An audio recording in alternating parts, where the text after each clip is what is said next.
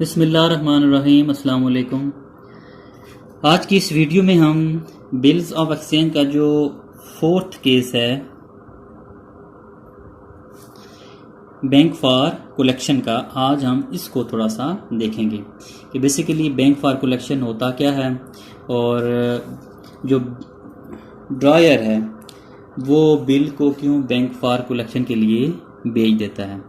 क्योंकि जो बिजनेसमैन होता है जो क्रेडिट के ऊपर गुड सेल करता है और बिल ड्रा करता है, वो एट द सेम टाइम अगर मुख्तलिफ लोगों पे अगर बिल ड्रा करे क्रेडिट सेल के ऊपर, तो इट्स मीन क्या कि हर एक आदमी अगर बिल को एक्सेप्ट करके वापस उसको देगा तो उसके पास अगर हम देखें तो बिलों की तादाद है वो ज़्यादा होगी। मसलन सपोज अगर उसने 5-5 लाख रुपए के बिल एक्सेप्ट ड्रा किए हैं, लोगों ने एक्सेप्ट करके दिए हैं कि एक बिल जो है वो 15 दिन के बाद उसकी पेमेंट होगी, एक बिल की जो है वो 20 दिन के बाद, एक की 2 माह के बाद।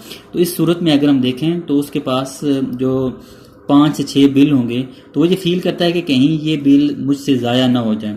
उस कंडीशन में वो क्या करता है कि वो बिल उठा के बैंक को दे देता है और बैंक से ये कहता है कि ये बिल आप अपने पास रख लें और साथ साथ में आप इन बिलों की जो अमाउंट है वो रिसीव करते जाएं और मेरे अकाउंट में आप ट्रांसफ़र करते जाएं।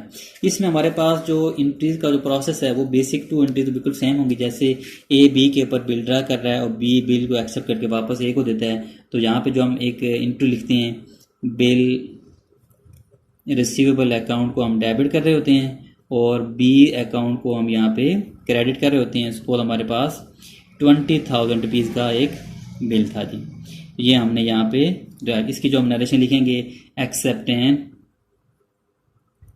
रिसीव्ड। ये इसी तरह से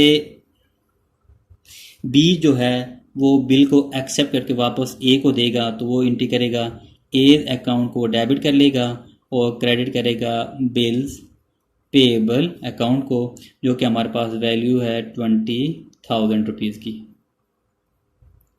और ये करेगा accept and given.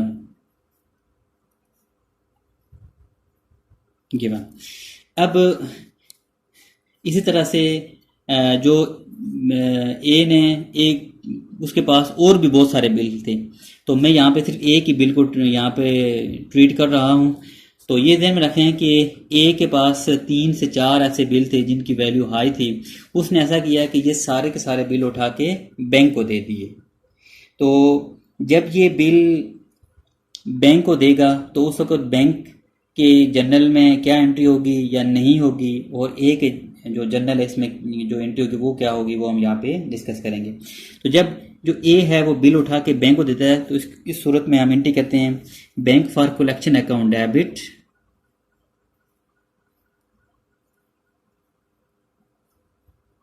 Bank for collection account debit to bill receivable account, bill receivable account के 20,000 रुपीज़ का जो बिल था वो ए ने उठा के बैंक फॉर कलेक्शन के लिए भेज दिया है बैंक में। यहाँ पे लिख लेंगे bill send to bank for collection,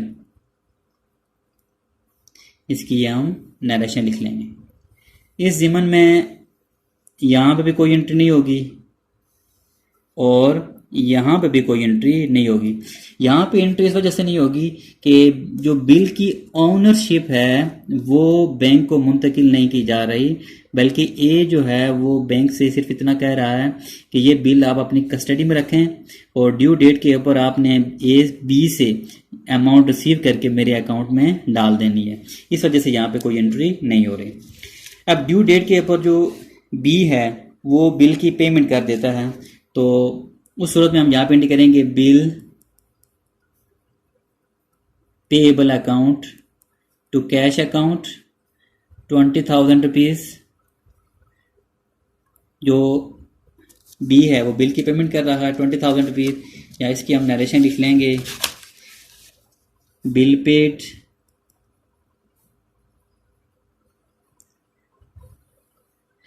अब जो हमारे पास बैंक है ये क्या एंट्री करेगा बैंक चूंकि कैश रिसीव करेगा वो करेगा कैश अकाउंट डेबिट और एज अकाउंट को यहाँ पे वो क्रेडिट करेगा कि वो जो 20,000 रुपीज़ अमाउंट रिसीव कर रहा है वो ऑन बिहाफ ऑफ ए वो अमाउंट रिसीव कर रहा है। तो इसकी जो हम नरेशन लिखेंगे वो लिखेंगे अमाउंट ऑफ बिल कलेक्टेड कि जो 20,000 रुपीज़ की अमाउंट थी वो हमने कलेक्ट कर ली। इस ज़िमन में यहाँ पे कोई एंट्री यहाँ पे जो एंट्री होगी वो ये होगी कि जब यहाँ पे बैंक एंट्री करेगा at the same time bank जो है वो एक बैंक अकाउंट में इस अमाउंट को वो क्रेडिट कर देगा। तो यहाँ पे हम उसकी एंट्री करेंगे बैंक अकाउंट डेबिट और लिखेंगे बैंक फॉर कलेक्शन अकाउंट।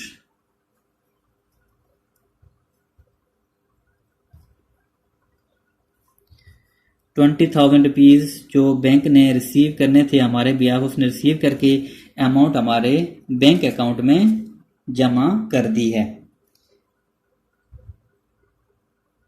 इसकी हम नरेशन लिखेंगे बिल कलेक्टेड बाय बैंक ये। हाँ जी। और अब चूंकि बैंक ये जो सर्विस हमें दे रहा है कि बिल को अपने पास रखता है और ड्यू डेट के ऊपर जो अमाउंट वसूल करता है और हमारे अकाउंट में जमा करता है, इस ज़िमन में बैंक कुछ अमाउंट जो है वो डिडक्ट कर लेगा एज ए नोटिंग चार्जेस की। तो उस सूरत में जो यहाँ पे एंट्री होगी वो होगी bank charges account debit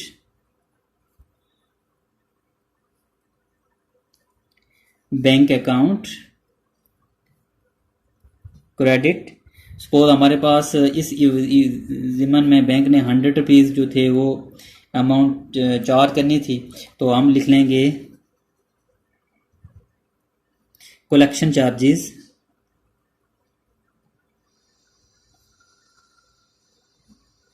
paid.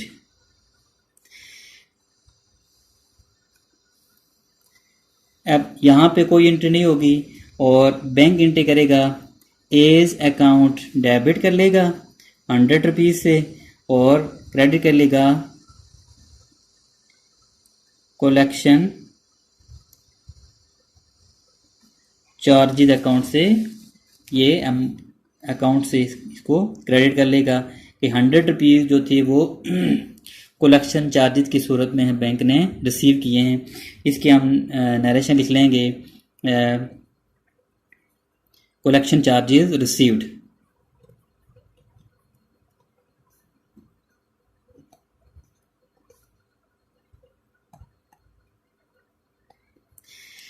Received ये था हमारे पास complete process bank for collection का। मैं इसको एक मरतबा फिर रिपीट कर देता हूँ कि हमारे पास 3 पार्टी होती हैं ए बी और बैंक। ए बी के ऊपर बिल ड्रा करता है और बी बिल को एक्सेप्ट करके वापस ए को दे देता है। क्योंकि इस कंडीशन में ए के पास एक से ज़्यादा बिल भी हो सकते हैं, एक बिल भी हो सकता है। वो ये फील करता है कि कहीं ये बिल गुम हो जाएगा या कहीं चोरी हो जाएगा या किसी और वजह से ज़ाया हो जाएगा, तो वो ये बिल उठा के बैंक को दे देता है कि आप इस बिल को अपने पास रखें और ड्यू डेट के ऊपर इसकी कलेक्शन करके अमाउंट मेरे अकाउंट में जमा कर दें। और बैंक ए जो है वो इस बिल को 20,000 के बिल को बैंक को दे देता है, bank for collection account bill receivable account. यहाँ पे कोई एंट्री नहीं होगी। उसकी वजह ये है कि जो बिल की ऑनरशिप है वो बैंक को मुंतकिल नहीं की जा रही, बल्कि टेम्परेरी बैंक को एज ए कस्टडियन लिया जा रहा है कि आप जो है वो इस बिल को अपने कस्टडी में रखें और ड्यू डेट के ऊपर आप इसकी कलेक्शन कर लें। ड्यू डेट के ऊपर बैंक जो है वो इस बिल की कलेक्शन करता है। जैसे bill payable account to cash account, B ने ड्यू डेट के बिल की पेमेंट कर दी और बैंक जो है वो कैश अकाउंट रिसीव कर रहा है ऑन द बिहाफ ऑफ ए, क्योंकि ए ने ऑर्डर दिए थे बैंक को कि आपने इस आदमी से अमाउंट रिसीव करनी है। तो लिहाजा जो बैंक है वो कैश अकाउंट को डेबिट कर रहा है ऑन बिहाफ ऑफ ए और एट द सेम टाइम यही अमाउंट वो ए के बैंक अकाउंट में यहाँ पे डेबिट कर रहा है, bank account to bank for collection account 20,000 rupees. और ये जो सर्विस बैंक हमें दे रहा है इस ज़िमन में बैंक जो है वो 100 रुपीज़ वो चार्ज करता है। तो bank charges account to bank account और यहाँ पे a the account to collection charges account के ए के अकाउंट से कलेक्शन चार्जेस डिडक्ट कर लिए गए हैं। ये था हमारे पास जो fourth case bank for collection का।